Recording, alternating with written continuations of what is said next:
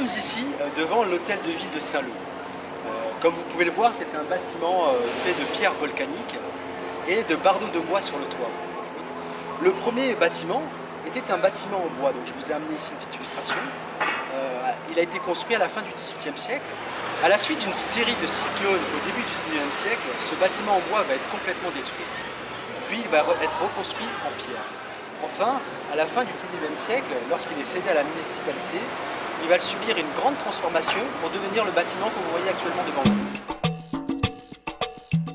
Nous sommes maintenant ici devant l'hôtel des postes de Saint-Leu, qui est classé monument historique et qui a été construit à la fin du XVIIIe siècle. La première vocation de ce bâtiment était un entrepôt à maïs, puis c'est devenu un entrepôt à café. À partir de 1834, ce bâtiment va devenir le relais des postes jusqu'à son abandon au milieu du XIXe siècle. Alors, il a été rénové dans les années 2011 et aujourd'hui, c'est un bâtiment qui accueille une salle d'exposition et à l'étage, une salle de mariage. Cette stèle en pierre naturelle a été réalisée par Richard Widmer. Elle a été inaugurée le 8 novembre 2011 pour la commémoration des 200 ans de ce terrible événement qui est la révolte des esclaves. Et c'est aussi la seule révolte qui a eu lieu à La Réunion. Nous sommes à présent devant la poudrière de Saint-Leu. Donc, comme vous pouvez le voir, c'est un bâtiment fait de pierre pays avec des murs très larges. Alors, cette poudrière servait bien évidemment à alimenter les canons qui étaient à la batterie des sans-culottes et qui est célèbre pour avoir repoussé une invasion anglaise en octobre 1809 dans la baie de Saint-Leu. Alors, nous sommes ici devant l'église de Saint-Leu, dont la construction a démarré en 1790. Lorsque les habitants de Repos-la-Leu ont été assez nombreux, ils ont décidé de diriger une église. Et un ordonnancement en 1777 leur donna ce droit. La construction démarre rapidement, mais malheureusement, suite à des problèmes financiers, comme on traverse une crise du sucre à l'époque, eh bien on ne peut pas continuer, donc on ne fait que les fondations. Donc les habitants vont au final ériger une petite chapelle sur le côté, qui sera achevée en 1791 et qui permettra quand même aux Saint-Leusiens de faire leur culte. Et elle sera consacrée par M. Montron à Sainte-Rufine. Vous pourrez remarquer la particularité du clocher qui est octogonal et le toit qui est en barre de bois. Nous sommes ici devant la chapelle de Notre-Dame de la Salette.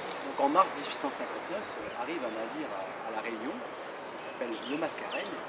Et à la bord, il ramène des travailleurs des côtes africaines orientales, mais il transporte aussi un terrible fléau, le choléra. Donc, quelques jours plus tard, la ville de Saint-Louis, qui est toute proche de Saint-Leu, sera également touchée par ce terrible fléau.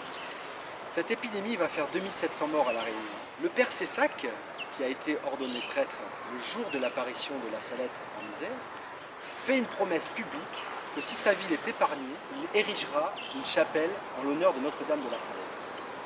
Eh bien, miracle, Saint-Leu a été épargné par l'épidémie. Nous sommes ici devant la réplique de l'ancienne gare de Saint-Leu, qui abrite aujourd'hui le bureau de poste et depuis 1986. Le train à l'époque s'arrêtait à deux autres endroits, au niveau de la gendarmerie de Saint-Leu et au niveau de la Pointe-aux-Cèdres.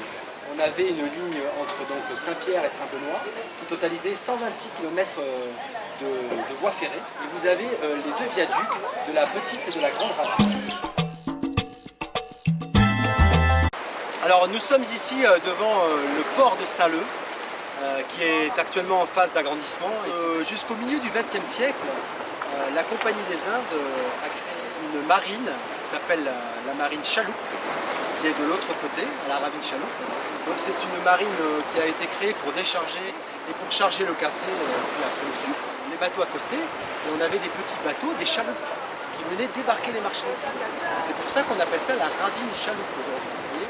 Donc il y a une deuxième marine qui va être créée ici même, qui s'appelle la marine Ténèse, c'est nous. Et puis en 1965, on construira ce petit port de plaisance qui va remplacer cette marine. Voilà, merci à vous. Merci.